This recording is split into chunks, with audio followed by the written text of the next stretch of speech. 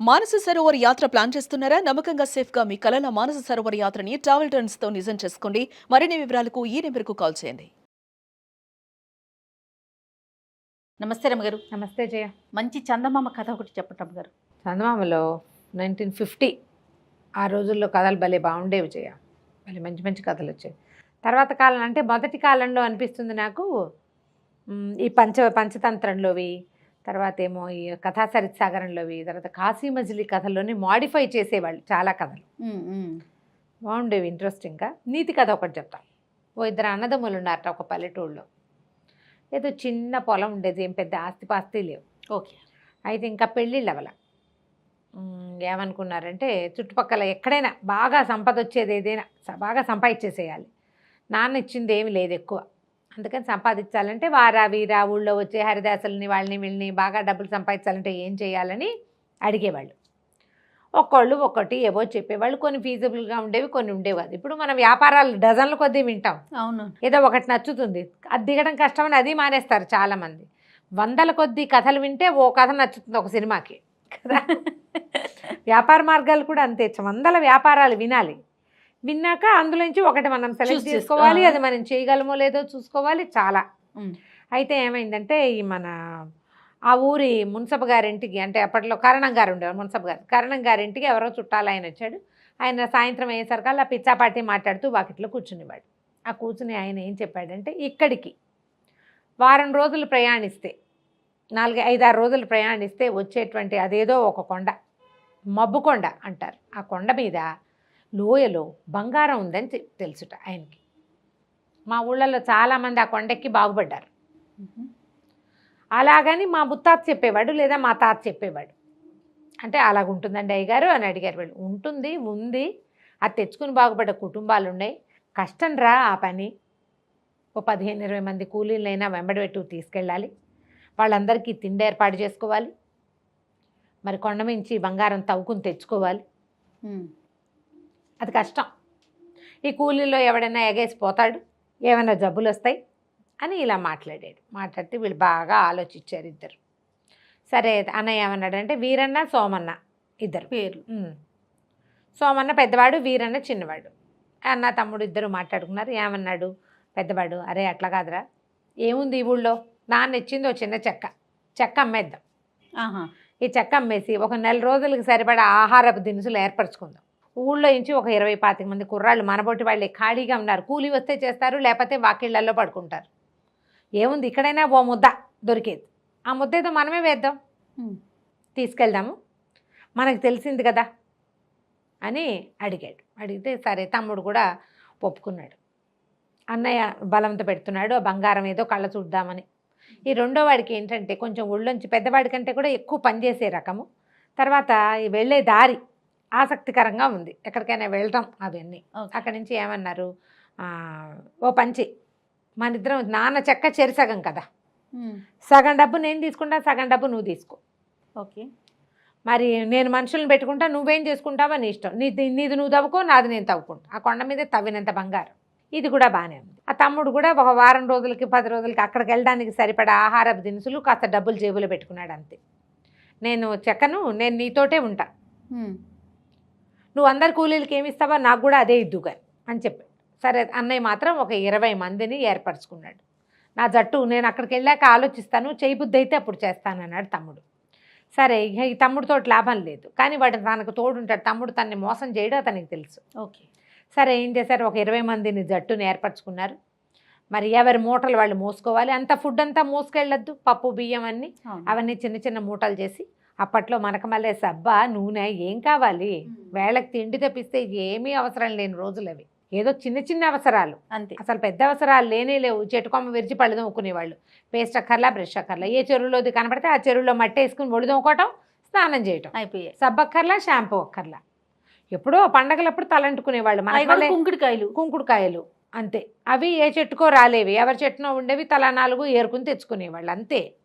సరే ఇంత సింపుల్ జీవితాలు. బయలుదేరి వెళ్ళాక ఒక వారానికి ఆ కొండ చేరారు వీళ్ళు. ఆ గుర్తుల్ని బట్టి ఆయన చెప్పాడు కదా, పలానా ఊరు దాటాక పలానాది, పలానా డొంక దాటాలి, చెలమ దాటాలి, ఈ లెక్కలన్నీ పెట్టుకుని అక్కడికి వెళ్ళారు.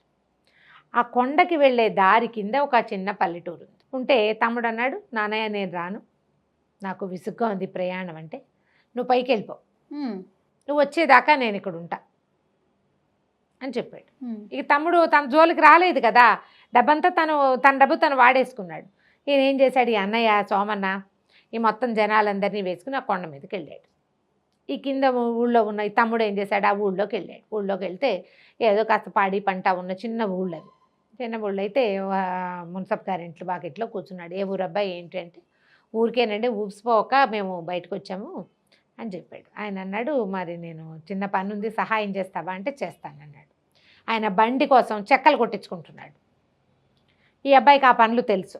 సరే ఎందుకండి కూలి అయ్యగారు అన్నం పెట్టండి నేను చేస్తాలేంటి అని చెప్పేసి కూలీని పంపించేసి తనే ఆ బండి కొట్టి పెట్టాడు. సరే బండి చక్కగా వాటంగా కుదిరింది. మరి వీళ్ళింట్లో వాళ్ళే అన్నం పెట్టారు 2 పూట్ల. గొడ్లను బయటికి తీసుకెళ్ళాడు. వాళ్ళకి వాకిట్లో చేదాం నువ్వు ఉంటే చేదేసి నీళ్ళు తోడు పెట్టాడు. ఆయన అన్నాడు, అబ్బాయి నువ్వు మంచి చురుకైన వాడివిగా ఉన్నావు, మరి ఏదైనా ఒక 10 రూపాయలు ఉంటే మీ ఊరు పోయి తెచ్చుకో, పొలం ఇప్పిస్తాను కౌలుకు తీసుకుందు కానీ అన్నాడు. అంటే ఊరెళ్ళక్కర్లేదండి, నా దగ్గర డబ్బులు ఉన్నాయి, నేను వచ్చేటప్పుడు తెచ్చుకున్నానని ఏం చేశాడు, ఆయన 1 ఎకరం భూమి ఇస్తే వీళ్ళింట్లోనే అన్నం తింటూ ఆ ఎకరం భూమి సాగు మొదలుపెట్టాడు. ఎకరం సాగిస్తుంటే 4 రోజులు ఆకుమళ్ళు వేసేసరికల్లా వీడి పనితనము, ఆ పని తప్పిస్తే రెండోది చేయకపోవటము, ఇతరుల జోలికి రాకపోవటము చూసి ఈ పొలానికి పక్కనే ఉన్న ఒక చైనా ఆయన, బాబు 4 ఎకరాలు నావి కూడా ఉన్నాయి, నేను చేయలేను, నువ్వు ఇది కూడా చేసేసి నీ దాంతో పాటే మదుపు నువ్వు పెట్టద్దు, మదుపు నేను పెట్టా, పెట్టుబడి మదుపు ముందు పెట్టాల్సిన మెయిన్ అమౌంట్ నేను పెట్టిస్తానన్నాడు. అని నేను నీకు ఆకిపిస్తా, నువ్వు వాడు వేసుకో, ఇవి నీ ఎకరము ఈ 4 ఎకరాలు చూసుకోమన్నాడు. ఈ అబ్బాయి 5 ఎకరాలు ఓపిగ్గా చేసుకున్నాడు. అక్కడి నుంచి ఊళ్ళో ఎవరికి ఏ పని ఉంటే ఆ పనికల్లా వెళ్ళేవాడు. ఇతను చెరువులో మొదట ఆకుమడి వేసినప్పుడు పక్క రైతు సహాయం చేశాడు. తర్వాత నుంచి కలుపు తీయాలి, కలుపు తీసుకోవాలా, అవును, మరి చేను పైకి ఎగిరేక కొయ్యాలా, మళ్ళీ వాటిని కట్టేతలా, ఊడుపులు, ఇవన్నీ వ్యవహారాలు ఉంటాయి కదా, ఊడుపు ముందే చేశారు. ఇవన్నీ వ్యవహారాలకి ఇతను అందరి పనులకి రోజుకొకళ్ళకి చొప్పున సహాయం వెళ్ళి వాళ్ళందరినీ తన దగ్గరికి వచ్చేలాగా ఏర్పరచుకున్నాడు. 6 నెలలు గడిచినాయి. అన్నయ్య ఏమైపోయాడో అయిపో అజాలేడు. ఇతను మాత్రం చక్కగా పండించుకున్నాడు పంట. పక్క రైతు సంతోషించాడు, మొదటి ఎకరం ఇచ్చిన కరణం గారు ఆ మున్సబు సంతోషించారు. అక్కడి నుంచి ఏం చేశారు, ఇతని వాటా ఇతనికి చక్కగా ఎకరాకి 10 బస్తాలు చొప్పున వాకిట్లోకి పెట్టి ఇచ్చేశారు. ఈయన ఏం చేశాడు, మొదట ఏమో మున్సబు ఇంట్లో దిగాడుగా, ఆయన అన్నాడు, ఈ పక్కన ఉన్నారు అంత స్థలం ఖాళీగా ఉంది నాయన, చిన్న పాకే ఇసుకో అంటే అక్కడి నుంచి ఇక్కడి నుంచి అందరి చేలకి వెళ్తున్నాడా, వాళ్ళ దగ్గర నుంచి 4 కమ్మలు, వీళ్ళ దగ్గర నుంచి 4 ఆకులు చొప్పున తెచ్చుకుని ఫ్రీగా ఇస్తారు. మొత్తం అంతా వాళ్ళ దగ్గరే తేవాలంటే కొనుక్కోవాలి. 4 తాటాకులు ఫ్రీగా ఇవ్వరు. అవును, అందరికీ సహాయం చేశాడు కదా. ఒక కమ్మల ఇల్లు ఒకటి కట్టేశాడు. ఈ ధాన్యం అంతా ఆ ఇంట్లోకి చేర్చుకున్నాడు. మళ్ళీ పొలం దున్నటం మొదలుపెట్టాడు 6 నెలలకి, 2వ పంటకి. అదే కదా జరిగేది. ఇంతలో ఏమైంది, పైకి వెళ్ళాడు కదా అన్నయ్య, బోల్డ్ బంగారం దొరికింది. ఓకే, బంగారం అంతా మోసారు, బోల్డ్ అంతా సంచులు ఏర్పరిచారు. వీళ్ళు పట్టుకెళ్ళిన ఆహారం మొత్తం అయిపోయింది. ఇంకా కొంచెం అని పట్టుకెళ్ళిన సంచులన్నీ నింపుకున్నారు. చివరికి ఓపిక లేవు, తాగడానికి నీళ్లు కూడా లేవు. అదొట్టి డ్రై కొండ, ఒక చిన్న చెలం ఉంటే చెలమలో నీళ్ళే తాగారు. ఆ బంగారం మోత ఈ కొండ మీద ఇన్ని రోజులు ఉండటము, మనుషుల మొహాలు కనపడకపోవటము, మధ్య మధ్యలో అనారోగ్యాలు, ఎలా అయిపోయారంటే చస్తిమో దేవుడు అన్నట్టు అయిపోయారు. కొండ దిగి కిందకి రావడానికి వాళ్ళకి 10 రోజులు పట్టింది. అవంతా మోసుకురావద్దు, అవును, అన్నార్తులుగా అయిపోయారు. ఎవడైనా గుప్పెడు అన్నం పెడితే చాలు అన్నట్టుగా ఉంది. పొట్టింది వాళ్ళ దగ్గర ఏమైనా అన్ని బంగారపు చెక్కలు. బంగారం ఏం పెడుతుంది, అన్నం ఎక్కడి నుంచి పెడుతుంది. అదే అక్కడి నుంచి దిగొచ్చి ఊళ్ళో ప్రవేశించారు. అన్నం పెట్టండి, బంగారం మాకెందుకు బంగారం అన్నారు వాళ్ళు. వచ్చిన వాళ్ళు ఊళ్ళో వచ్చినట్టు పూలబడిపోయి ఉన్నారు, ఏమీ లేదు. అప్పుడే పొలం వెళ్ళి వస్తున్నవాడు అన్నయ్యని చూసి, అన్నయ్య పరిగెత్తుకొచ్చాడు, వచ్చావా అంటే తమ అన్నయ్య వలవల ఏడ్చాడు, బంగారం పిచ్చితో వెళ్ళానురా, అన్నం తిని 1 వారం రోజులైంది, ఏమీ లేదు, చచ్చిపోయేలాగా ఉన్నాం, వీళ్ళు ఎవరు బంగారం మాకు వద్దంటున్నారు, అన్నం కావాలంటే పెట్టేవాడు లేడు, ఇక్కడి నుంచి ఎంతో నడిస్తే కానీ మన ఊరు చేరం, వచ్చేటప్పుడు యాక్టివ్గా వచ్చేసారు. అప్పుడు ఎందుకు రోజు శుభ్రంగా తిని తిరుగుతూ ఉన్నవాళ్ళు. ఇప్పుడు ఏం వెళ్తాం, వెనక్కి ఓపిక లేదు, వెనక్కి వెళ్తే ఈ బంగారం మోసుకు చచ్చిపోతారు, వాళ్ళంత బరువు అదంతా అనేసరికల్లా అన్నానికి ఏం లోటు అన్నయ్య, మన దగ్గర ఉన్నదంతా అన్నమేను, రెండని వీళ్ళందరినీ ఈడ్చుకుపోయాడు తన ఇంటికి. అప్పటికప్పుడు కాస్త పెద్ద పొయ్యి ఒకటి వెలిగించి ఓ పెద్ద గుండికి పక్క వాళ్ళు ఎవరి దగ్గర నుంచో తెచ్చి అంత అన్నం వండి కూర వండి ఊళ్ళో ఇంచే ఒక పెరుగు పట్టుకొచ్చుకుని అన్నం పెట్టాడు. తమ్ముడు అన్నయ్య ఆశ్చర్యపోయాడు.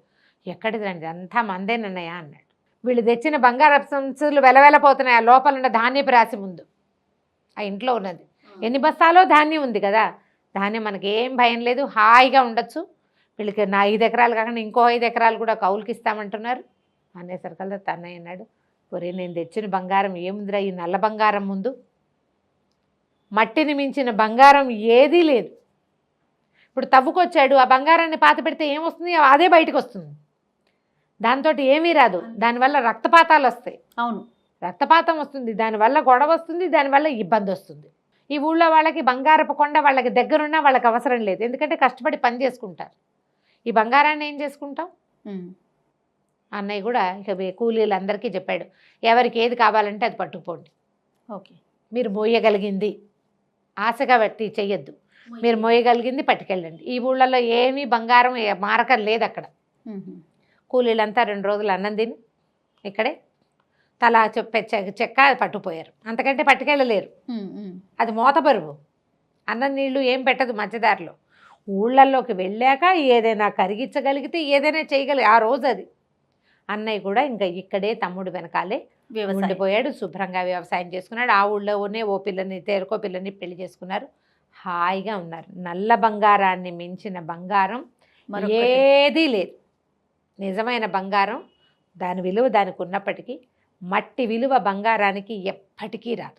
ఎందుకంటే బంగారం రకరకాల సమస్యలను సృష్టిస్తుంది, అవునండి, కానీ బంగారాన్ని సృష్టించలేదు.